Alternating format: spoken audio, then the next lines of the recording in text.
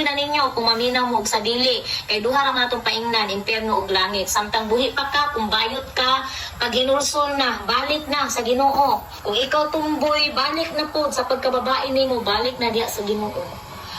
Wala tayo mahimo. Pili ra jud ka, mutuman kas Ginoo, mutuman ka ni Satanas. Kay ang bayot og tumboy, buhat na ni Satanas igsuon. Lisod kaayo kung adto ta sa impyerno. Total di pa man jud mo mutuo kay wa mo kaagig impyerno. Pero ang sigurado diha mamatay jud ang tao. Pero ayaw jud ka matay na wa ka hinulsol. Una, importante na kailangan isangyaw yun na ito ni apil yun na raksada yun na tanan. Masukukan mo sa dili, mudawat mo sa dili.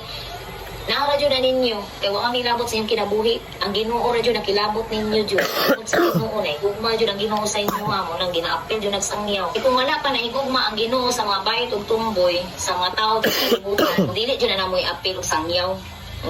Pero kay nahigugma man, so apil yun na. O bula